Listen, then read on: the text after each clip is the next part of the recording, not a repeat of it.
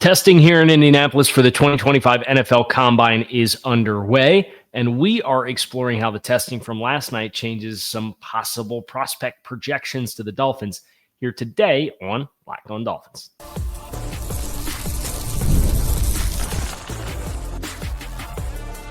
You are Locked On Dolphins, your daily Miami Dolphins podcast, part of the Locked On Podcast Network, your team every day. All right, Miami, welcome to another episode of Locked On Dolphins. It is your team every day here on the Locked On Network. I'm your host, Kyle Krabs, a lifelong Miami Dolphins fan, host of Locked On Dolphins, co-host of Locked On NFL Scouting, author of Touchdown Miami on Substack, the NFL draft lead for the 33rd team. I want to give a special welcome shout out to our everydayers because it is your team every day. We don't just say it, we live it here on the Locked On Network. Today's episode of Locked On Dolphins is brought to you by FanDuel. Right now, new customers can get $150 in bonus bets if your first $5 bet wins with FanDuel, America's #1 sportsbook. Combine testing, figuratively and literally off and running yesterday with linebackers, offensive tackles, defensive ends, the front seven. And if you've looked at the Dolphins roster for players who are under contract at some of these positions, it may be apparent to you that the Dolphins have prominent needs in the front seven, whether that's moving on from Bradley Chubb and opening projected significant snaps on the edge, whether that's Seiler being really the only prominent name back on the roster from last year's team at defensive tackle, whether that's the linebacker 2 spot and the depth behind the starting spots at off-ball linebacker next to Jordyn Brooks. The Dolphins have a lot of work to do in the front seven. And I think it's a good thing and it's a bad thing because I think you can selectively pull the pieces from last year's kind of shotgun shell approach to just throw so much at the wall at some of those spots. And you can selectively bring guys back that you think caught lightning in a bottle and you can continue to work with and have a better understanding of the scheme. But then there's the fact that especially like on the defensive interior and you know, Tyrell Dotson, I think, made a strong case to be a potential linebacker too, but do you want a complementary skill set to go alongside that? Do you want a more universal skill set that gives you a bigger menu of things that you could do with your second level coverage, which faces so much pressure and stress in today's game with all the high safety shells? Changes are needed for this defense to be a sustainable year over year, because there was a number of metrics that the Dolphins measured very well in defensively last year, but having to the degree of non-pass rush presence outside of Chop Robinson and Seiler that the team had last year, you need more depth. You need more dangerous pass rush threats. You need some consistency with that linebacker 2 spot. You need more stout point of attack players to kind of complement Seiler on the interior to continue to be stiff against the run. And I think you can really remodel and change the shape and personality of this defensive front because of the vacancies that exist, even though it's not necessarily a good thing to have all of those vacancies. So we're going to go about position by position. I want to start with the edge group because there's a name that's the talk of the combine right now. It's Shemar Stewart from Texas A&M. And this is a name that has been in the past, a name that I have mocked to the Dolphins throughout the course of all of my work with the 33rd team and the mock drafts that I do there. A lot of the other projections kind of have him consistently on the short list. He's ranked for me as my 9th overall player coming into the combine. He will not be mocked to the Dolphins anymore.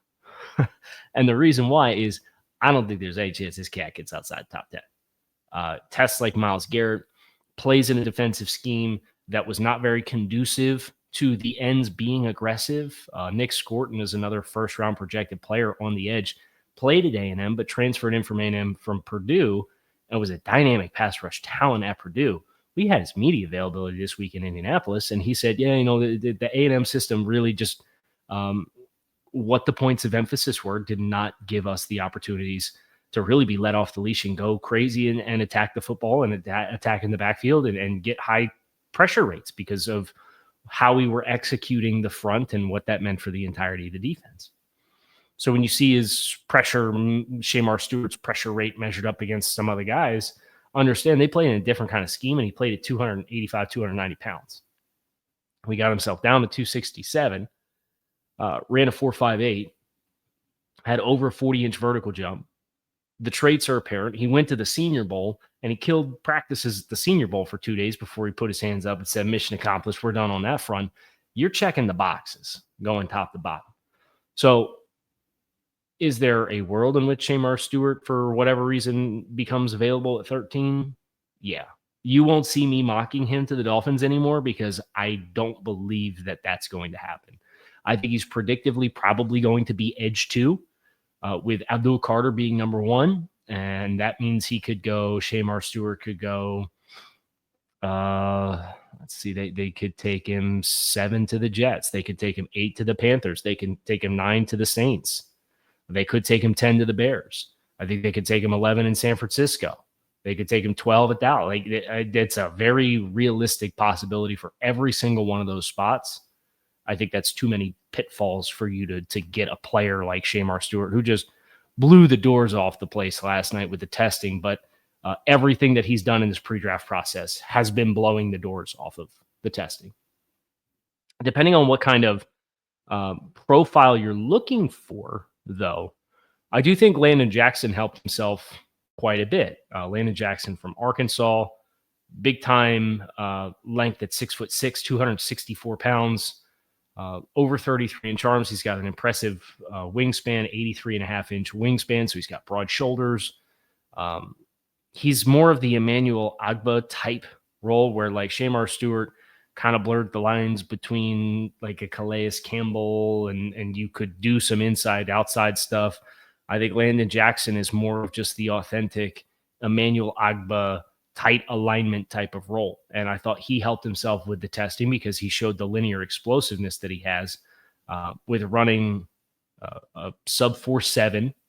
You know, that's a healthy time, but the jumps for him, the lower body power and explosiveness that's required to be 265 plus pounds and to have a 40.5-inch vertical and to have a 10 feet 9-inch standing broad jump. That's why you do those tests, to measure lower body explosiveness. And don't ask him to bend corners at high rates of speed. He's not Jalen Phillips and Chop Robinson with the bend around the edge and being able to run under the table at full speed. That's not really how he plays.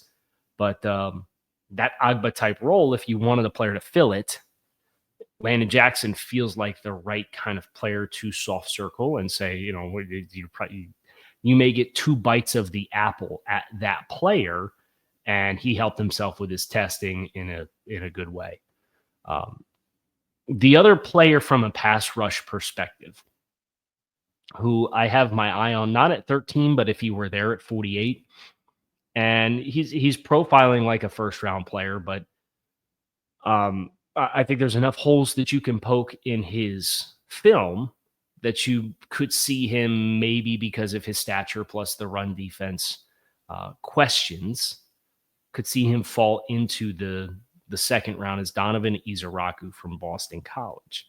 He had good testing. He ran the agilities. He ran a sub 7-second 3-cone drill as a pass rusher at 248 pounds. He has 34-inch arms, so he's technically longer than what Landon Jackson is. I like Izaraku's game as a pass rusher a lot. So if you're willing to allocate some defensive tackle talent that's capable of playing over top of tackles, and this is the challenge, right? Because you got to jigsaw puzzle all the opportunity costs together and figure out what it looks like. But if you go tackles that can play over a tackle, and you have Jalen Phillips and Chop Robinson, and you bring back Quentin Bell, Izaraku is kind of the wider alignment type of pass rusher, as a designated pass rusher. I think is a player that you could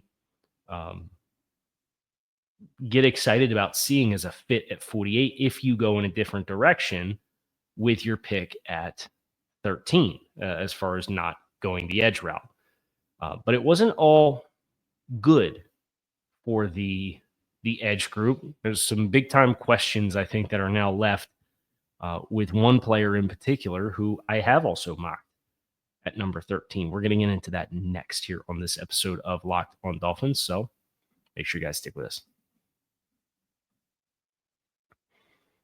When the game tips off, the NBA action is just getting started, and there's no better place to get in on it than FanDuel, America's #1 sportsbook. With FanDuel, you can place live bets throughout the game, so even if you miss the opening tip, or if you want to bet on a fourth quarter comeback, you can stay in on all the action. And if you're looking for a bigger payout, you can combine your live bets into a same game parlay. I love using FanDuel's live betting feature because it keeps every moment of the game exciting, regardless of the score.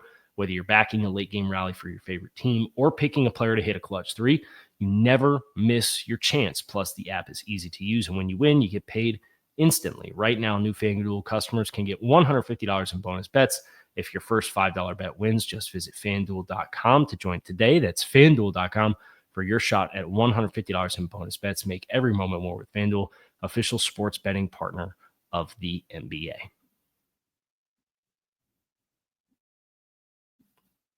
Jalon Walker, University of Georgia. Now that we have the data points here for him at his stature, 6'1", 243 pounds, 32-inch arms.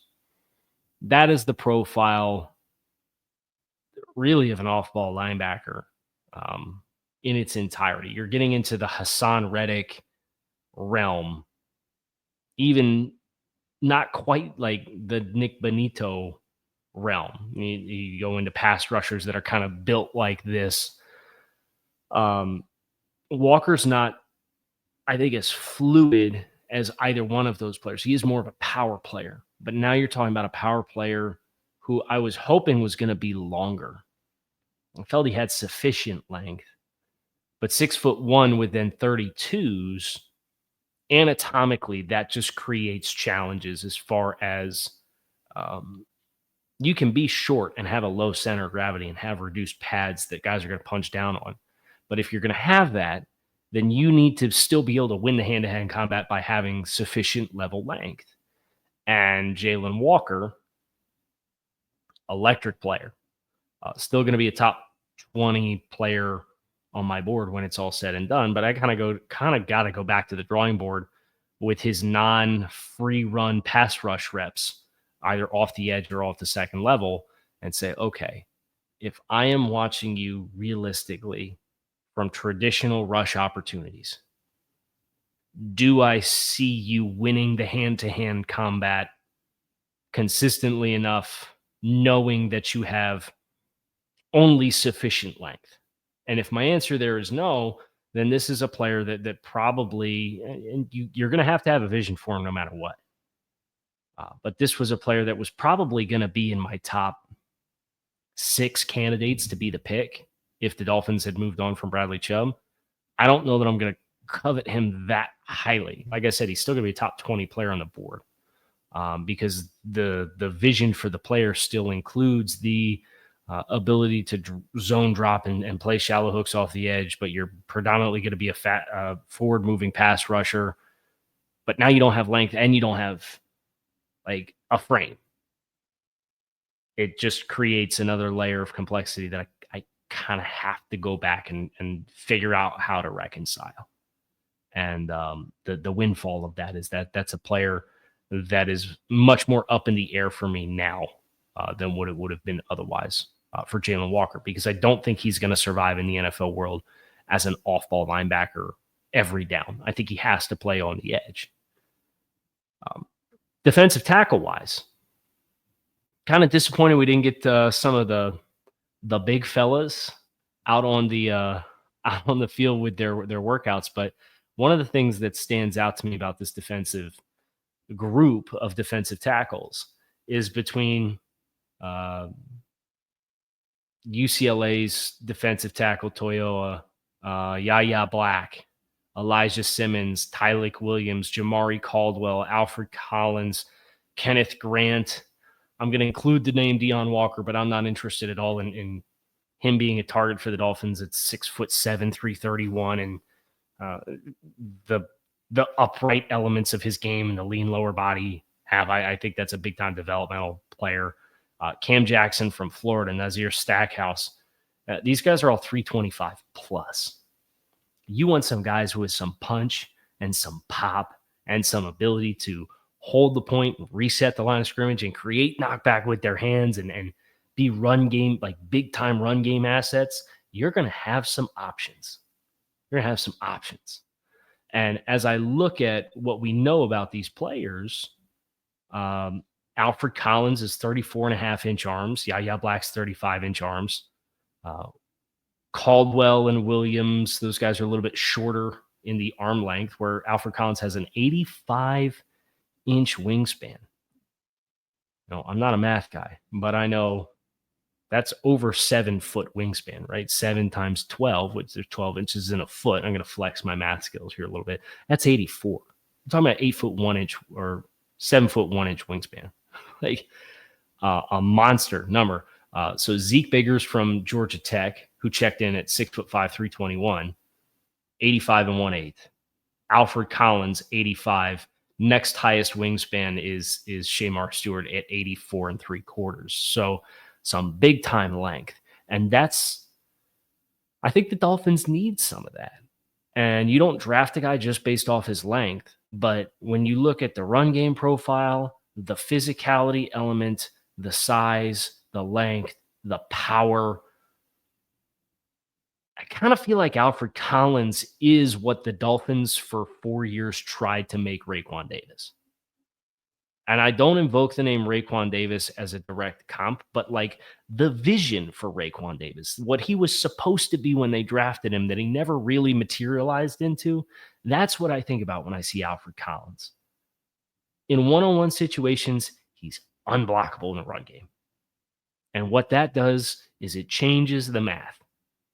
It changes the math of how you can fit the run and how many players you can keep in coverage or keep playing from depth, because you know you're confident and you're going to sleep well at night that that guy is going to occupy 2 blockers and they're probably still not going to be able to block him.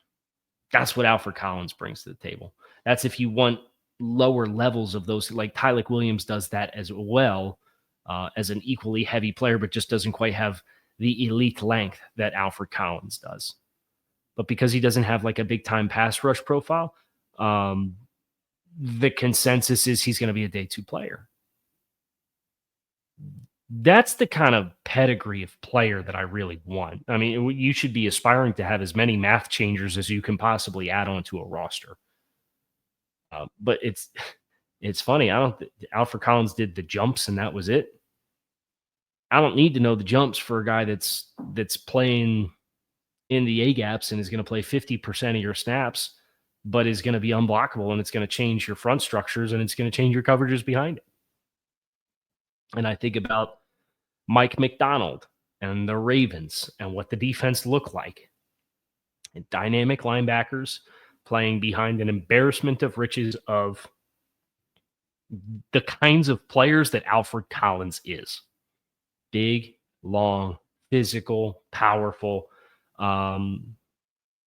Travis Jones isn't the best pass rusher. Michael Pierce isn't a pass rusher. But those guys with their presence and what they do on the interior and how free it allows your dynamic linebackers to be behind them, they don't have this. And Benito Jones was a sufficient level rotational defensive lineman for you. And if you brought him back on a 2-year, $4 million deal, and he was under contract for multiple years, and you knew you were going to have a depth player that has a fun little giddy up about him and can give you some anchored reps because he's 6'1" and has a really low center of gravity, you're not going to have Pro Bowl players at 53 spots on your roster. You're just not. And you're not going to have 53 players that you feel like are starters. And Benito Jones, realistically, was your starting nose when I think he's a great option to be a rotational depth player in a perfect scenario. But for that to manifest, you got to bring back Benito Jones, but then you also need a player like an Alfred Collins. So Alfred Collins, there's no surprises here with his length and his size, but it's a player that having the affirmation of out of all of these powerful, long, heavy guys. I mean, I told Joe Marino on Lockdown NFL Scouting, I can't remember the last time we had this many 320 plus or 330 plus defensive tackles. You got 2, 4, 6. You had eight defensive tackles in this class at the combine, at plus 330. A big time size. It's a great year to need nose tackle. So that's the big takeaway for me is Collins has the blend of the length and the size and the tape that you don't need to pick at 13. You can get that player in the second round, probably, most likely. And if you can't, then you can pivot because there's 8 of them, and you can find the one you like next the best. But that's the big takeaway for me. The big takeaway would have been Kenneth Grant, but he didn't test. So now instead, the big takeaway is, hey, we got these. We have a need for mass. We have mass. Which one do I like the most based off the information that we have officially finalized? It's Big Al in the middle. Linebackers, speaking of data and finalizing and changing narratives and locking players into certain stratospheres, linebacker 1.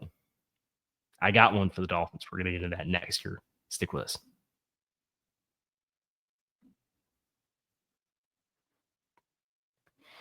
If you would have asked me before the combine to identify who the heaviest off-ball linebacker was going to be at this event, I would have guessed probably either Jahad Campbell or Demetrius Knight. I think probably would have been my 2 best guesses. Maybe Kobe King from Penn State, who was listed at 248. Nope. Heaviest off-ball linebacker here was the player who I think has the best tape, I think has the best athleticism, Carson Schwesinger, UCLA. You want to pair somebody with Jordyn Brooks that's going to give you that Baltimore Ravens type dynamic of just electric second level ability, speed. Carson Schwesinger from UCLA is that name for me. He's super instinctive. He was a first-year starter this year, kind of an unorthodox pathway to getting on the field at UCLA. But Schwesinger coming in at 242 pounds and then jumping almost 40 inches in the vert at 242, knowing that he was listed on the roster at like 230, is a big-time development for him. Now, I would have loved to have seen him run. I'm sure he chugged a bunch of water to get his weight up. Fun fact, a gallon of water weighs 8.35 pounds. So if you see guys that add a bunch of weight, pretty decent chance that they chugged the gallon of water or as close to it as they could possibly get to kind of help the weigh in. But Schwesinger with that jump at that size is just a testament to the athleticism that he has as a former walk-on, really. So that development for Carson Schwesinger is a great one. And the disheartening part of that is knowing full well, if you were dreaming and if you get on the mock draft simulators and you see Carson Schwesinger on the board at 48 and you pick him for the Dolphins at 48, he ain't going to be there at 48. So now you have this intersection and juncture of picking at 13 and the gap that's too big to get that player. You think he's a tailor-made player. Can you trade down? Do you find assets to trade up? Do you trade a player? Like that's a whole can of worms that like we're just not going to have the answers for right now. But it reduces your bites of the apple, like getting a chance to put Carson Schwesinger on your roster. But really, if I looked at the players at every position on my draft board, which I have I'm close to 200 finalized grades at this point for the 33rd team. If I skewed all the grades for the Dolphins based off what's important for the Dolphins, and I did a Dolphin specific board right now, which we will get in April. He's going to be in the top 20. Now, do you take him at 13 and take an off-ball linebacker? Probably not. But I would love to figure out the jigsaw puzzle of how to make that work and still address the other needs on the roster. But I think that does maybe pivot you to a Demetrius Knight, who has good length at linebacker. He's a physical player. He's 6'1.5", 235. He's got over 80-inch wingspan. That's equal to Jahad Campbell from Alabama, who's another top 20 candidate in the class, who I've seen some people have mocked the Dolphins. Campbell probably had the best day of testing of any of the stack off ball linebackers. At 6'3", 235 pounds, with an 80-inch wingspan, ran over 22.5 miles per hour at max speed on his 40-yard dash. If your guys didn't see this at all yesterday, if you go to NFL.com/combine/IQ, Next Gen Stats and Amazon have a real-time data pool to illustrate the combine data this year, which is really helpful. And it's been really hard to kind of keep up with the combine data over the last couple of years. So to have a tool that you can have up in real time, and it gives you like advanced numbers like miles per hour in addition to the test results, is awesome. It's very enlightening. So I would encourage you, if you guys are watching the combine this weekend, NFL.com/combine/IQ. Have it up, and you can filter position groups with max speed on the 40. And the two fastest linebackers that ran were Demetrius Knight and Jahad Campbell. Knight's a day 2 candidate. You could probably you might see him on the board in the 3rd round. I'd be surprised if he got too deep. I certainly wouldn't expect he'd be there in the 4th round, but like that might be a candidate for you in the 3rd round, Demetrius Knight. Jahad Campbell is considered to be a top 20 player. He had the best overall testing, 4.52, and then did 10.7 in the broad. So very fast 10-yard split, fast max speed, did really good work in the positional drills. We don't typically talk about off-ball linebacker, but I put it in the same bucket as tight end and really safety. Teams that have great success on offense or defense usually have like an X factor player at some of those spots, but they're traditionally devalued spots. That takes me back to the Detroit Lions draft class that everybody hated at the time.